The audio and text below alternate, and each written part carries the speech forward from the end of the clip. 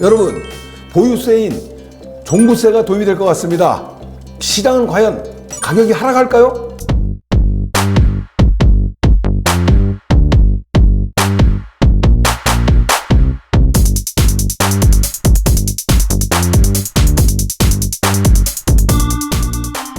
여러분, 종부세 얘기가 좀 나오고 있습니다. 종부세 부담을 주면서 시장은 계속 힘들어지게 예상이 되고 있는 것이죠. 그래서 가격이 하락할 것인가? 오늘 그거에 대해서 한번 생각해보는 시간을 갖도록 하겠습니다. 자, 6.27 대책, 대출 규제 이런 대책이 나온 이후로 시장은 굉장히 급격히 얼어들었습니다. 전부 다 관망세로 접어들고 관망을 하면서 거래량이 굉장히 대폭 감소했죠. 이 시장이 지금 여름 혹서기까지 이어지면서 시장은 당분간 계속 관망세로 갈 확률이 굉장히 높습니다. 이런 가운데 최근에 종부세 더 부담스러운 얘기까지 계속 군불이 피어오르는데요. 아무래도 기정사실화 돼가는 것 같아서 종부세 문제를 오늘 한번 주제로 잡아봤습니다. 자, 한번 보시게 되면요. 최근 언론 기사입니다. 보시게 되면 뭐 전부 다 종부세에 대한 얘기를 계속해서 하고 있습니다. 세계 편없다지만 종부세 얘기를 하고 있고요. 종부세 증세 카드 나오고 있고요. 종부세 얘기를 하고 있습니다. 무슨 얘기냐면 종부세 공시가율을 지금 60%에서 80% 상향을 추진하고 있다. 이런 내용을 지금 하고 있는데요. 이게 바로 공정시장가액 비율이거든요, 사실은. 그래서 이런 것들을 상향한다, 이런 추세를 한다는 건 뭐냐면 지금 정부 여당이죠, 민주당에서 지금 법인세 최고세율을 인상을 하면서 공식화하고 이러면서 확장 재정을 위해서 증세가 지금 얘기가 굉장히 본격화되고 있습니다. 그래서 이전 얘기로는 이달 세법 개정안에 포함을 시킬 수도 있다라고 생각을 했는데 사실은 이달 안에 나올 세법 개정안에는 포함되지는 않을 것 같습니다. 하지만 이 공정시장가액 비율을 조정하는 것은 법 개정이 아니고 시행령으로 진행을 하는 거기 때문에 언제든지 시기와 관계없이 도입을 할 수 있는 것이다. 그래서 아마 기정사실화되지 않았나 이렇게 군불이 나오고 이런다는 것은 결국 기정사실화된 것으로 좀 판단이 듭니다. 그래서 우리가 대비를 좀 해야 되겠다는 생각이 드는데요. 자, 그래서 언론에서는 지금 전부 다 이 보유세에 대한 얘기를 앞다퉈서 지금 내고 있습니다. 그래서 종부세에 대한 얘기를 오늘 진행을 할 건데요. 자, 한번 보시죠. 자, 보유세, 종부세가 뭐냐면 우리가 부동산에 의한 세금이 세 가지죠. 취득할 때 취득세를 내고 보유하고 있는 동안에는 재산세와 종부세, 또 팔 때는 양도소득세를 냅니다. 그래서 이 보유기간 동안에 재산세와 종부세가 보유세로 치는데 사실은 이 두 가지가 같은 내용이기 때문에 사실 이중과세 논란이 계속해서 있는 겁니다. 그래서 결국은 과거 이 종부세 도입을 하면서 이런 문제들이 계속해서 불거졌지만 결과적으로는 시장에 개입할 때 계속해서 써먹는 이런 상황이 오고 있다, 이렇게 보시면 될 것 같습니다. 지금 현재 종부세에 대해서 기본 공제를 해줍니다. 그래서 1주택자는 12억까지 공시가입니다. 또 다주택자는 9억까지 해줍니다. 이건 뭐냐면 어느 정도 모든 사람이 종부세의 대상이 되는 건 아니죠. 그래서 대상이 되는 고가주택이라든가 이런 쪽이 1주택자도 대상이 될 수 있고, 또 다주택자는 당연히 공제 금액이 적기 때문에 좀 주요 지역에 2주택 이상이 된다 그러면 무조건 대상이 될 것으로 보여집니다. 자, 여기서 좀 전에 말씀드렸듯이 공정시장가율이라는 거를 우리가 지금 얘기할 수밖에 없는 건데요. 낯설게 느껴질 수 있는데 오늘 설명을 해드리도록 하겠습니다. 어쨌든 60%에서 80%로 지금 올리려고 합니다. 근데 현재 60%는 윤석열 정부가 들어오면서 기존에 문재인 정부 때 95%의 공정시장가액 비율을 이렇게 내린 겁니다, 사실. 그래서 다시 또 이렇게 또 상향을 시키는 거고요. 그래서 보유세가 굉장히 급격히 이제 늘어날 수 있는 거고요. 문정부 때 보유세 폭탄이라고 얘기를 하질 않았습니까? 그래서 이런 부분들이 지금 이제 감세가 됐다가 다시 또 증세가 되는 이런 뭐 규제 완화 이런 것들이 지금 반복되고 있다, 이렇게 보면 될 것 같습니다. 왜 그러냐면 과세 표준을 정하는데 공정시장가액을 공시가격에다가 곱하게 돼 있거든요. 그래서 여기 공시가격 곱하기 95% 했을 때는 굉장한 폭탄이 되는 거죠. 지금 윤 정부 때 60%를 했더니 굉장히 낮아진 것이고, 다시 또 80%를 하게 되면 굉장히 다시 또 높아지는 이런 형태가 지금 나온다는 것이죠. 연도별로 종부세 총액을 보면 더 자세히 알 수 있습니다. 그래서 22년도에 7조 3천억이었고요. 완화를 시켰죠. 윤 정부에서 60%를 낮추니까 5조 7천억으로 줄었고 24년에 4조 5천억으로 또 줄었습니다. 이런 것들이 이제 급속히 전체 총액으로 대상자들이 늘어나고 이러면서 늘어난다는 이런 얘기를 드리는 거 있는 것이죠. 자, 이렇게 줄어들었던 건 좀 전에 말씀드린 대로 감세 정책인데요. 공정시장가격을 비율을 60%로 낮췄고요. 기본공제를 상향을 했습니다. 아까 말씀드린 대로 12억과 9억으로 1주택자는 12억, 2주택자는 이상은 9억으로 기본공제액을 상향했기 때문에 이렇게 총액이, 종부세 총액이 줄어들었다. 이렇게 보시면 될 것 같습니다. 자, 다음은, 언론사에서, 소속 그 세무사가 시뮬레이션 한 겁니다. 이 만약에 60%에서 80%를 옮겼을 때 어떤 식으로 이 변화가 생길 것이냐를 본 건데요. 이런 식으로 잠실주공 5단지, 또 반포자이, 아크로 리버파크, 강남권의 아파트들이 대상이 될 것 같습니다. 그래서 1주택이었을 때 여기 내용이 굉장히 중요합니다. 과세 표준은 25년과 동일한 공시가격 상승률을 가정을 했고요. 그리고 공정시장가액 비율은 1주택자를 기준으로 했고 재산세도 공정시장가액 비율이 있습니다. 이것도 45%로 윤정부 때 내려놨죠. 60%에서 45%가 돼 있고 종합부동산세 60%, 그러니까 60%일 때하고 이게 80%로 상향했을 때를 가정을 했던 겁니다. 그러니까 결과적으로 80%로 공정시장가액 비율을 올렸을 때 요 정도, 올해 잠실주공 5단지 82제곱미터가 867만 원인데요. 내년에는 만약에 상향을 했을 경우에는 이 정도 세부담이 늘어날 것이다. 또 반포자이 84제곱미터도 이 정도로 보유세가 늘어날 것이다. 1주택자요.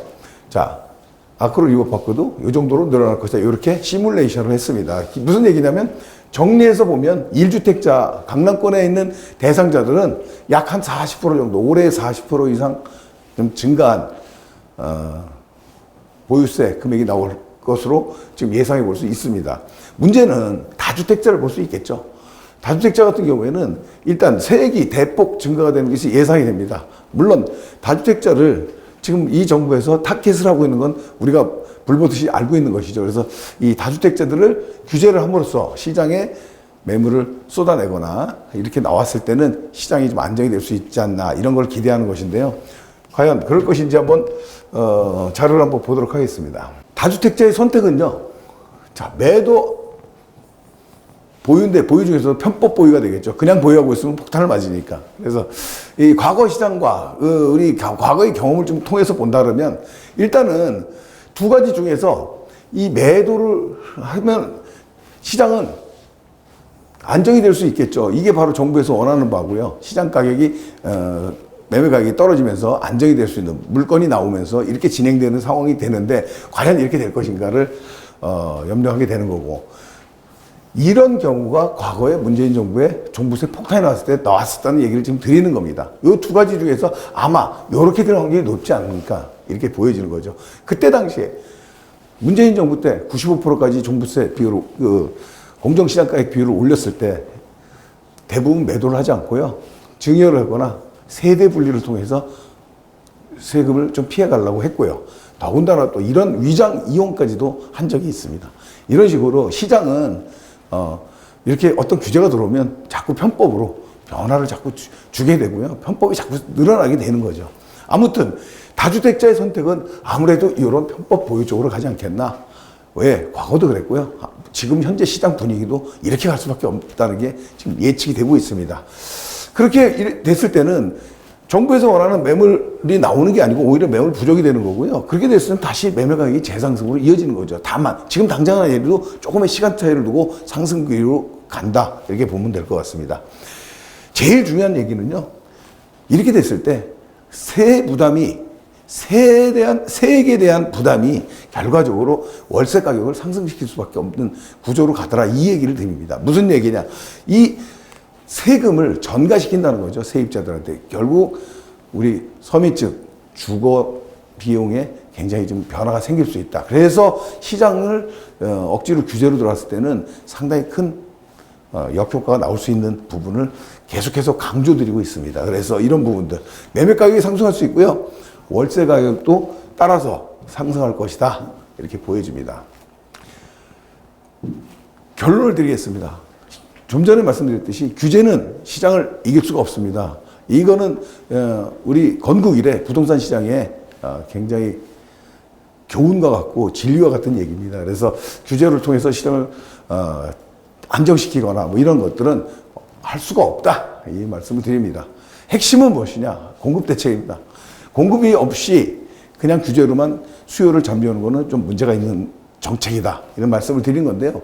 서울의 공급 대책은요, 보시다시피 정비사업으로밖에 지금 공부할 수가 없습니다. 많이 들어보셨을 겁니다. 서울에 택지지구가 없기 때문에 정비사업을 통해서, 특히나 재개발을 통해서 서울의 공급을 맞춰나가야 되는데요. 그래서 지금 서울시나 국토부나 정부에서나 지금 서울 지역의 정비사업, 재개발에 굉장히 완화 정책, 집중 정책을 지금 계속해서 펼치고 있는 것입니다. 그래서 우리는 그 포인트를 잡아야 될 것이고요.